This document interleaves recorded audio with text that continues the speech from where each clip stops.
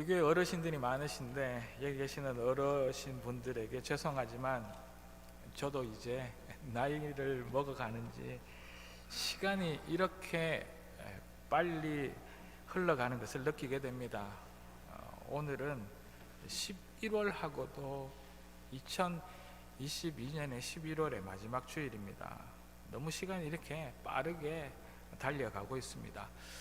그리고 여기 크리스마스 트리 어제 장식하였습니다. 그리고 앞에 보시는 이 초를 보시면 아시겠지만 벌써 성탄의 계절이 되었답니다. 그리고 오늘부터 교회의 절기로는 대강절이라 합니다. 어드벤트. 교회는 말 그대로 예수교입니다. 그래서 이 교회는, 기독교는 예수님의 생애를 가장 중요하게 생각합니다. 그래서 보면은 예수님께서 십자가에서 돌아가시고 다시 부활하신 것을 기념하는 부활절기를 지키게 되겠지요. 그리고 이제 겨울에는 아기 예수님이 오신 성탄절을 기뻐하고 축하하는 그러한 절기입니다.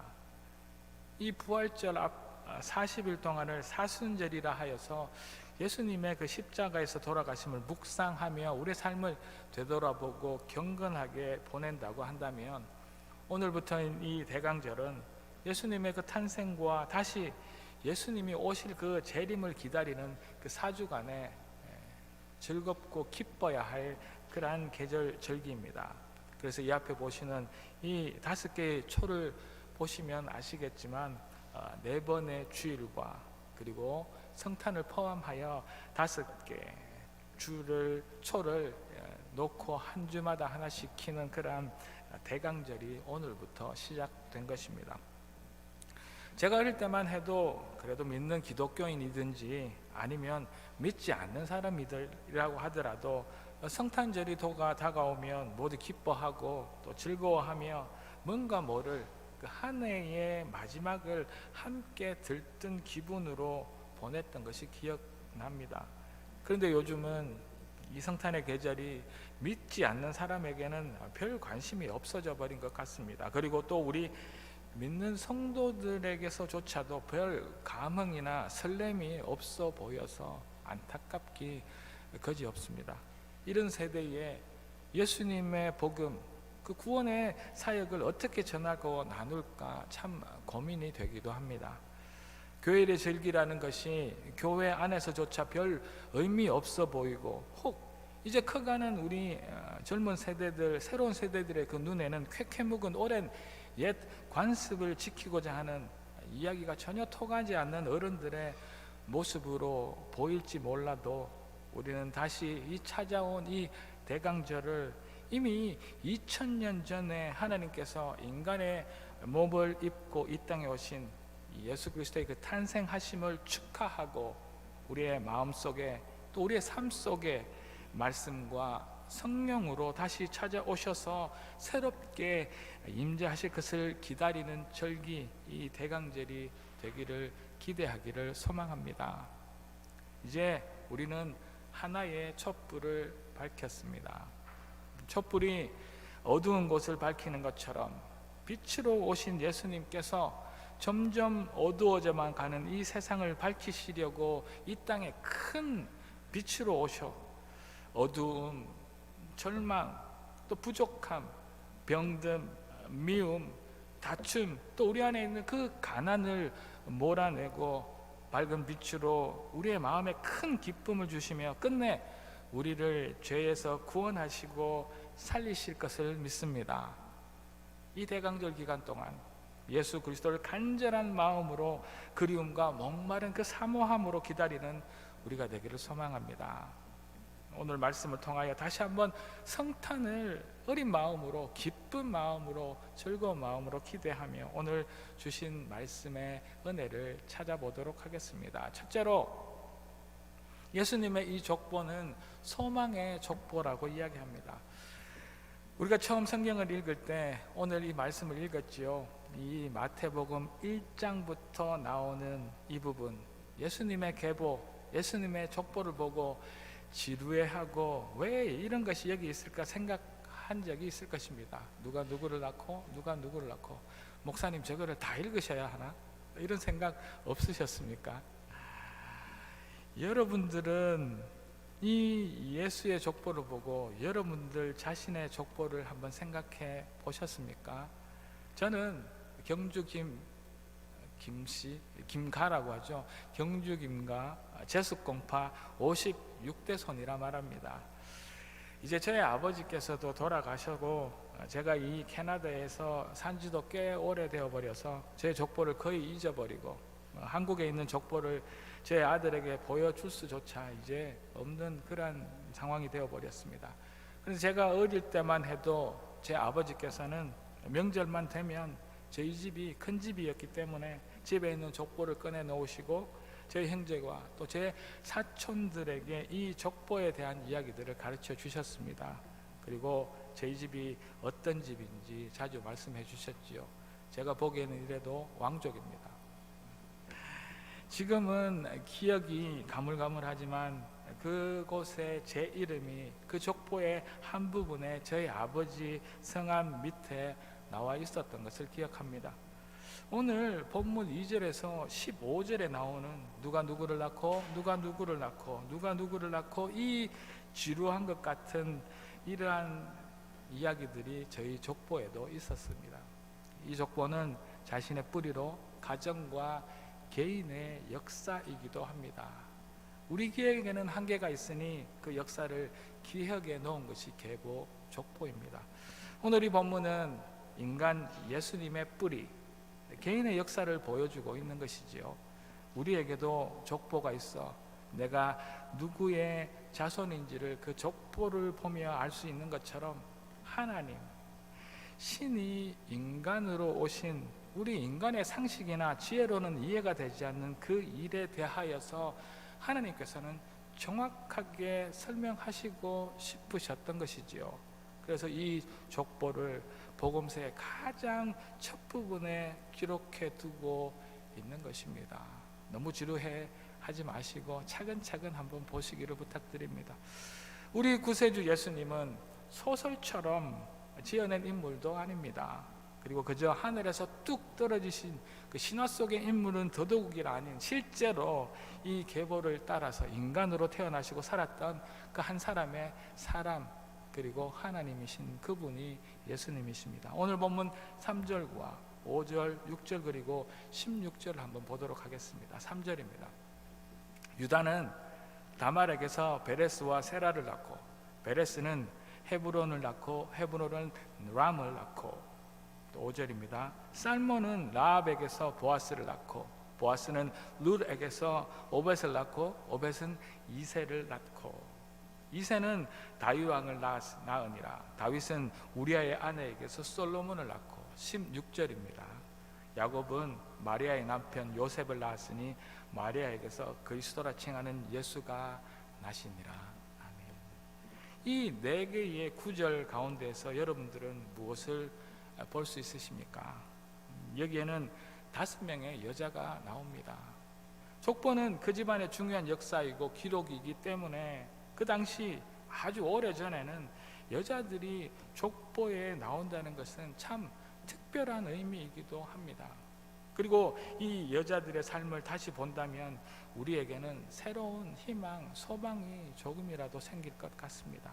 가장 먼저 3절에 나오는 이 다말은 자신의 시아버지인 유다와의 사이에서 자신의 후손을 가지게 됩니다. 다시 이야기하면 이 예수님의 족보에는 근친상 간의 이야기가 나와 있습니다.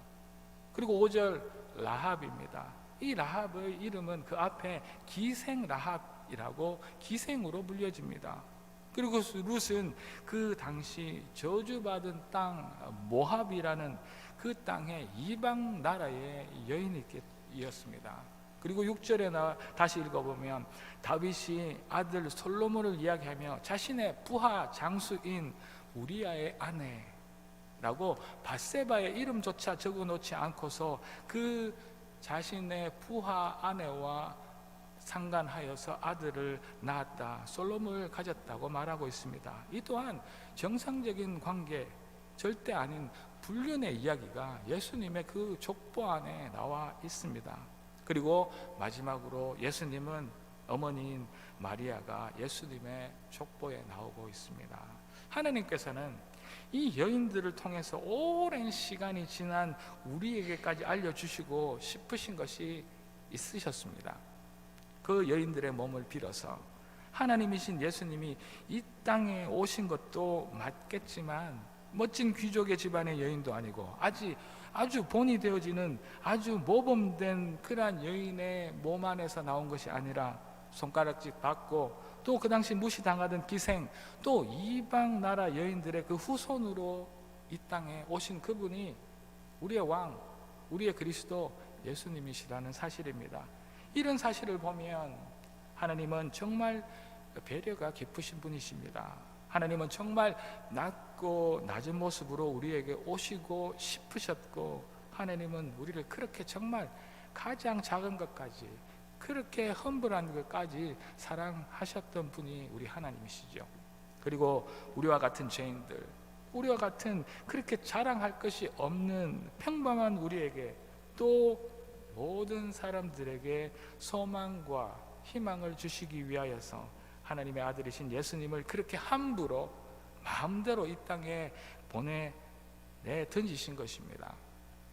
왕의 자녀가 아니어도, 재벌과 같은 정말 그렇게 큰 부자가 아니어도, 정말 우리의 삶이 순결하고 정결한 죄 하나 없는 삶을 살지 못하였어도 하나님은 우리 한 사람 한 사람을 예수님을 통하여서 다 구원하실 것을, 이 예수님의 평범하지도 그렇다고 자랑스럽지도 못한 족보를 통하여서 아주 오래전 우리를 위하여서 계획하셨던 것입니다. 그래서 예수님의 족보는 우리의 소망의 족보가 되는 줄로 믿습니다. 우리에게도 희망이 있음을, 우리같이 지극히 평범한, 아니 정말 자랑할 것 하나 없는 보잘것없는 죄인인 우리도 구원받을 수 있음을 말씀해 주시고 싶으셔서 복음서의 가장 처음 예수님의 계보를, 자랑스럽지 못한 계보를 우리에게 보여주고 계십니다.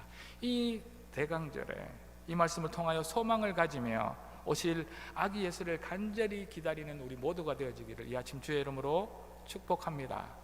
그리하실 하나님을 찬양합니다. 그리고 이제 예수님의 족보 두 번째는 왕의 족보입니다. 오늘 본문 1절입니다. 아브라함과 다윗의 자손 예수 그리스도의 계보라. 성경에 나오는 이 네 개의 복음서 중에서는 가장 먼저 나오는 마태복음의 가장 먼저 시작이 이렇게 시작합니다. 아브라함과 다윗의 자손인 예수님의 족보이다.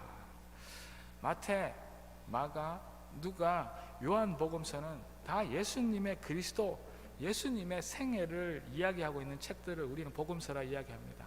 마태가, 마가가, 누가가, 요한이 쓴 이야기 책이지요.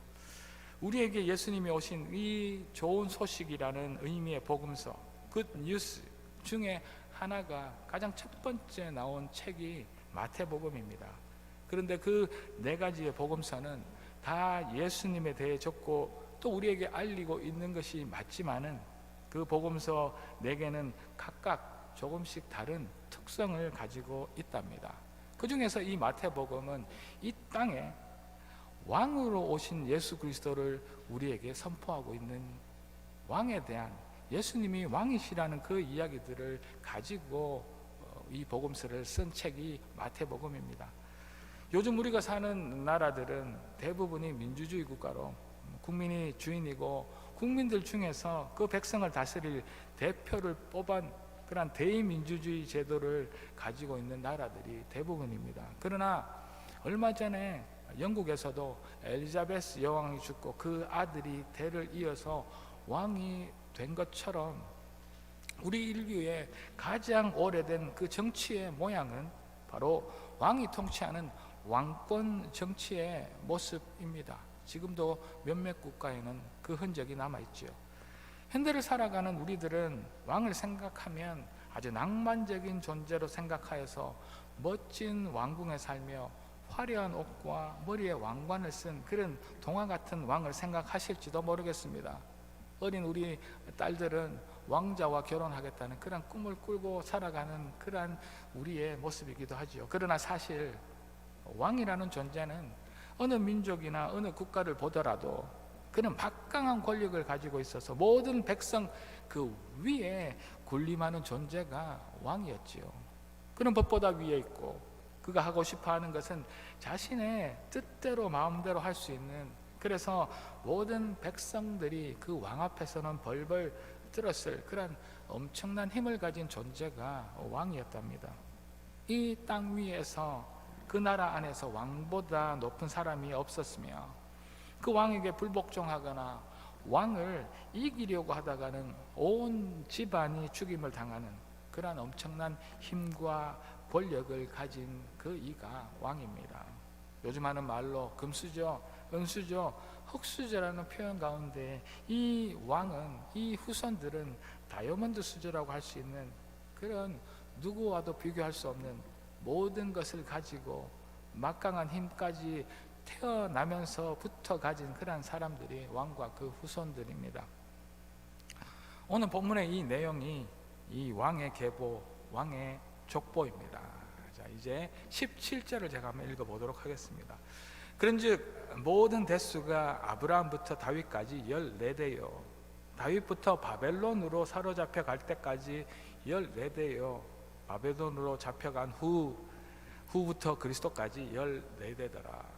하나님께서 이스라엘의 첫 왕인 이 사울을 내쳐버리시고 불순종한 이 사울을 왕의 권좌에서 내리시고 이제 하나님의 마음에 합한 꼭 맞는 다윗을 그 왕으로 삼으신 그 이후에 그 다윗의 족속들이 이스라엘의 왕이 되도록 하셨습니다. 그리고 그 이후에 28대 동안, 그리고 그 28대 후에 이 다윗의 집안에서 우리의 왕 예수님이 태어나시도록 하셨던 것입니다. 이렇게 우리 예수님께서 이 땅에 왕으로 오신 것은 이 땅의 진정한 왕의 권위를 회복하시고 온 세계와 온 만물을 통치하시기 위함입니다. 예수님 당시, 그리고 지금 우리가 살고 있는 지금 이 세상에도 세상의 통치자는 하나님을 거역하고 하나님의 권세에 도전하고 있는 사탄이 공중의 권세 잡은 통치자입니다.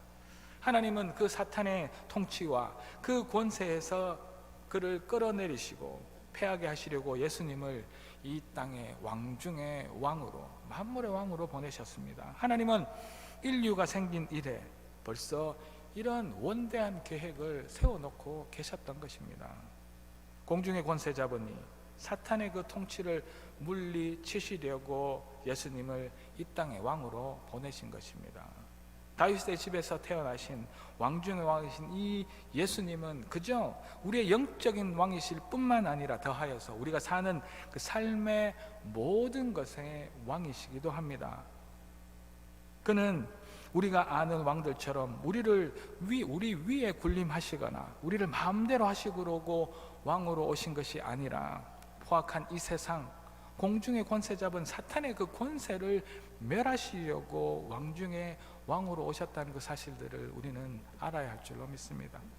병든 자들을 위하여서, 가난하고 목마른 그 영혼을 위하여서, 누구에게도 자신의 그 아픔을 말하지 못하는 불쌍한 우리의 삶을 위해 이 땅에 왕으로 오신 것입니다.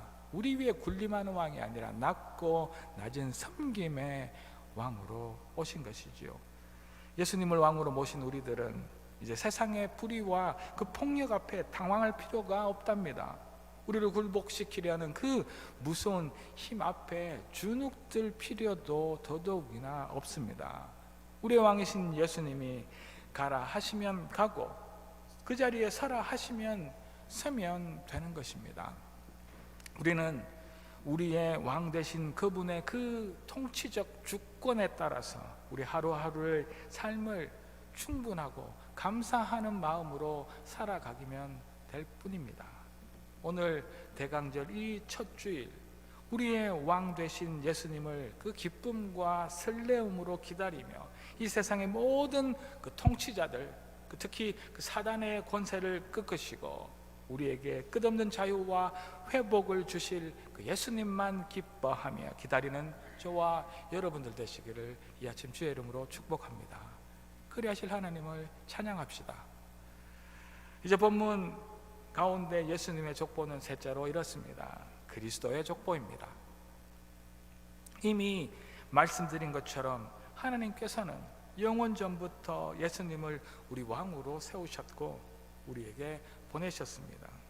우리를 돌보시고 인도하시며 우리를 먹이시고 살피시고 모든 원수로부터 우리를 건지시고 그 원수들을 정복하시며 우리만 다스리시는 것이 아니라 모든 우주와 만물을 다스리시는 왕이 되셨습니다. 이런 만왕의 왕이신 예수를 믿는 사람들을 우리는 그리스도인이라 이야기합니다. 그리고 이 그리스도인들이 모인 곳을 교회라 부르지요. 예수님을 우리 교회의 머리 대신 주인으로 삼으셔서 이 땅에 보내셨습니다. 이 예수님께서 십자가에서 돌아가실 때 예수님이 달리신 그 십자가 머리 위에 그 명패 하나가 붙어 있었습니다.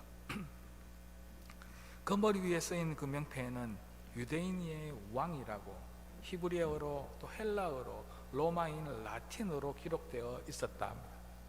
이 유대인의 왕이신 예수님은 십자가에서 죽임을 당하시고 또 죽으신 지 3일 만에 다시 살아나심으로 이 사망 권세를 깨뜨리시고 온 세상의 사탄의 권세를 멸하신 것입니다.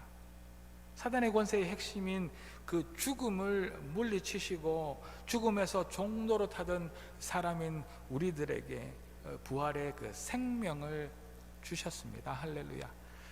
그래서 예수님이 왕 되신 그 통치의 핵심은 이렇게 바로 생명에 있습니다. 그는 그리스도이십니다. 자신의 백성을 그들의 죄에서 구원할 그가 예수님이신 것이지요. 오늘 본문 16절과 17절을 제가 다시 한번 읽어보도록 하겠습니다. 야곱은 마리아의 남편 요셉을 낳았으니 마리아에게서 그리스도라 칭하는 예수가 나시니라. 그런즉 모든 대수가 아브라함부터 다윗까지 14대요 다윗부터 바벨론으로 사로잡혀 갈 때까지 14대요 바벨론으로 사로잡혀 간 후부터 그리스도까지 14대더라. 이렇게 예수님의 족보는 다름 아니라 그들의 죄로부터 구하여 내실 기름 부음 받은 구원자의 구세주의 족보입니다. 오늘 본문 바로 다음에 나오는 21절의 말씀을 보면 이렇습니다. 그가 자기 백성을 그들의 죄에서 구원하실 자. 이 말의 의미가 예수님의 이름의 의미입니다. 예수님은 자기 백성을 그들의 죄에서 구원하신다고 말씀하십니다. 그 백성들의 구원을 위해 예수님께서 왕 대신 그리스도께서 십자가를 지신 것이지요. 그렇다면 누가 예수님의 백성일까요? 누가 예수님의 나라의 사람입니까? 그 백성은 자신이 죄인인 것을 아는 사람이 하나님의 나라의 예수님의 백성인 줄로 믿습니다. 자신이 의롭고 자신이 죄인인 것을 인정하지도 않는 자기가 순결하고 거룩한 사람이라 생각하는 그런 사람이 아니라 하나님 불쌍히 여겨주십시오. 제가 죄인입니다 라고 말하며 저기 누구도 보이지 않는 그 어두운 곳에서 혼자 가슴을 치며 애통해하는 그런 불쌍한 사람이 하나님의 나라의 예수님의 백성인 줄로 믿습니다. 자기 영혼에 병든 곳이 없다고 어느 곳에서나 당당하게 그렇게 말하는 누가 보아도 반듯한 그런 사람이 아니라 내가 지은 죄 때문에 고민하고 부끄러워하며 누가 나를 구원해 주기를 그렇게 간절히 바라는 그러한 연약한 자들이 예수님의 백성이고 예수님은 그들을 긍휼히 여기시고 그 모든 죄에서 건져 주시는 분 그리스도 예수님이 되실 줄로 믿습니다. 내 인생에 무거운 짐을 지고 누구에게도 말 못한 고통 가운데 서 있는 우리, 무거운 짐을 나홀로 지고 견디다가 못해 쓰러져 불쌍히 여겨주기를 바라는 우리들이 예수님의 백성인 줄로 믿습니다. 이 자기 백성의 죄를 구원해 주시는 분이 예수님이시고 그분의 족보가 오늘 우리가 그렇게 지루해하며 읽었던 그 족보라는 그 사실들을 잊지 마십시오. 예수님은 하나님의 백성을 그 죄로부터, 예수님은 세상의 그 율법으로부터, 예수님은 또 끝없이 우리를 괴롭히는 사단의 그 권세로부터 우리를, 자신의 백성인 우리를 해방시키시고 생명 주시려고, 또 그 생명을 누리게 하시려고 오신 그분이 예수님이시고, 그분을 기다리는 오늘이 대강절 첫 번째 주일인 줄로 믿습니다. 그 기름 부음 받으신 예수 그리스도를 믿는 우리들, 그 백성들은 그를 통하여 온전한 자유와 진정한 생명을 맛보아 누리게 될 것을 이 시간 이 세상 앞에 선포합니다.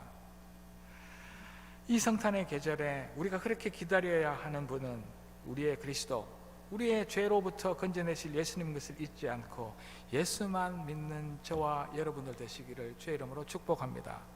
예수는 그리스도, 예수는 나의 주, 우리의 경배받으시기 합당한 그분을 기다림으로 기뻐하는 대강절 되시기를 이 아침 다시 한번 주의 이름으로 축복합니다. 다 같이 기도 드리시겠습니다. 할렐루야. 하나님을 찬양합니다. 하나님,